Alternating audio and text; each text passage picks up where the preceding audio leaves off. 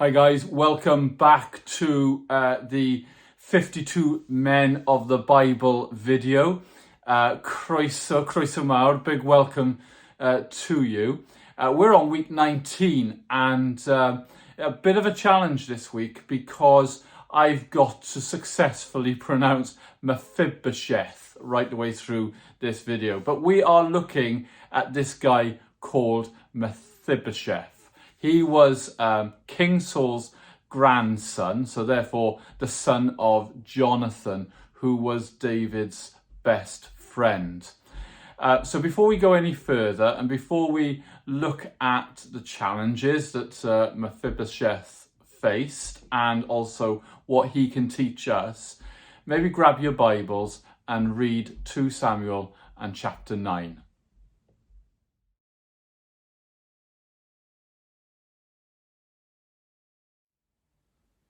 Okay, so as I said in the introduction, Mephibosheth is a real challenge because of the way you spell his name, the way you pronounce his name.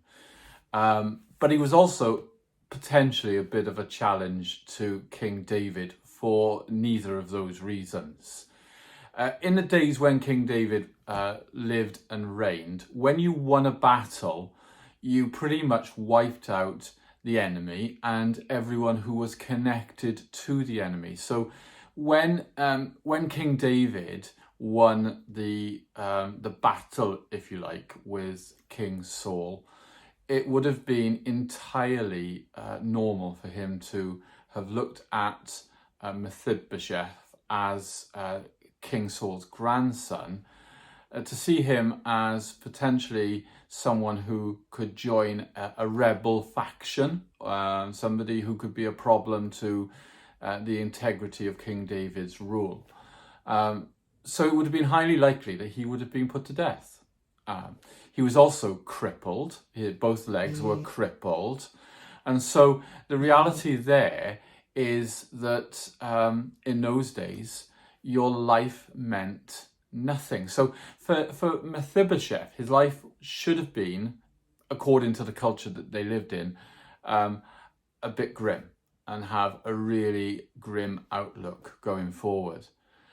For example, the Egyptians, who were not that far from the Israelites, they tended to take disabled people and leave them in the middle of the desert, so a wilderness, so that they would just starve and dehydrate, and that would be, for them, the problem of disability resolved. But David is not like this. David is so not like this. And he invites Mephibosheth to eat at his table for the rest of his life. He will get to have all of his meals at King David's table. Not only that, King David will meet all of his material needs.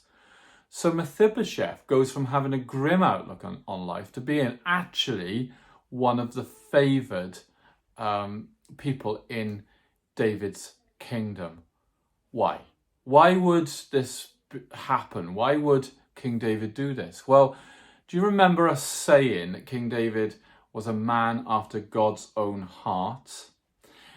David looked at the heart of men.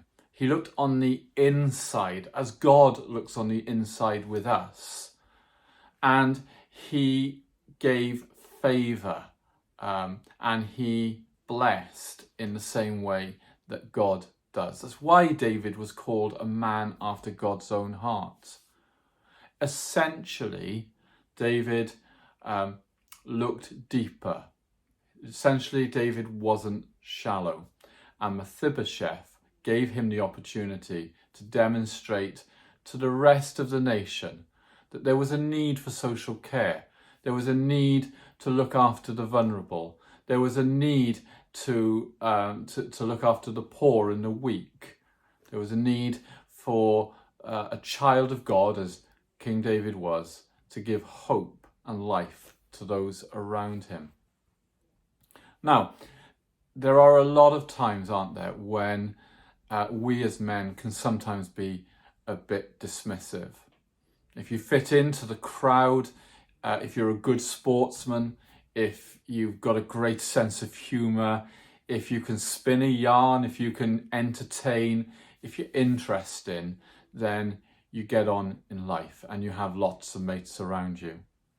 If things are not like that, if you're a bit shy and introverted, and if you don't have maybe such a great sense of humour, if you can't spin a yarn, then sometimes as men we kind of just, pay a bit of attention to you, but actually not really want to hang out with you. And as kingdom men, we need to be really different to that. We need to be the kind of men who have a focus on justice, the kind of men who give other men the benefit of the doubt. That's a biggie in my view. The reality is that David could have just looked at Mephibosheth and said, do you know what? You are a relative of my enemy, and therefore I cannot afford to have you in my court. I can't afford to have you anywhere in my kingdom, and therefore we'll stone you to death. Or if you wanted to do what the Egyptians did, just take him out miles away from anywhere and just let him die a slow and painful death. But David doesn't do that. He gives Mephibosheth the benefit of the doubt, and he welcomes him in. And this is not a case of, keep your friends close and your enemies closer. David didn't even see him as an enemy. What he saw was a man who had challenges, who couldn't live life normally, who had so much set against him just purely because he was disabled. And David decided to give him hope and a future. So Mephibosheth is a man that gave David the opportunity to not only be called a man after God's own heart, but to live like he was a man after God's own heart too. I want to challenge us this week. And I'm doing this really sensitively because actually I don't think anyone should become a project. But when we see those around us who have needs, whether that's they have no voice, whether that's increasingly in the days that we're living in, can't afford to eat, or they're homeless, or they need support, maybe they need help with all sorts of stuff. Maybe they have disabilities that we can help with.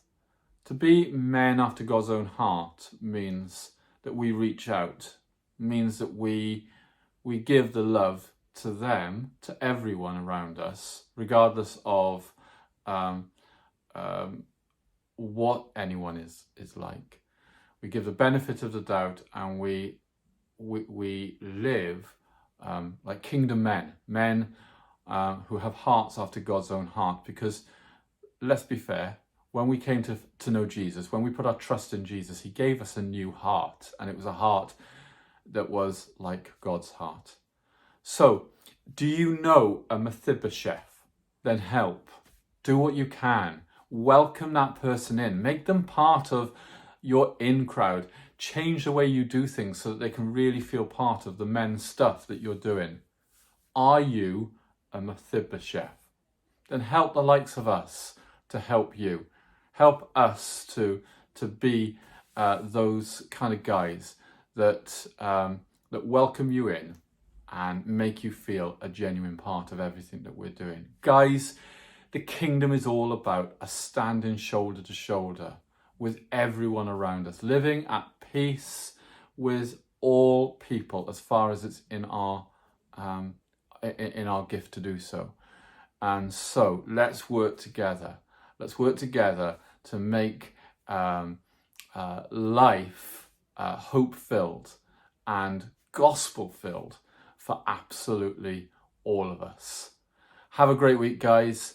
When you think of Mephibosheth this week, maybe practice how to say his name and actually look for opportunities to show the hope of the gospel to anyone and everyone around you. Take care.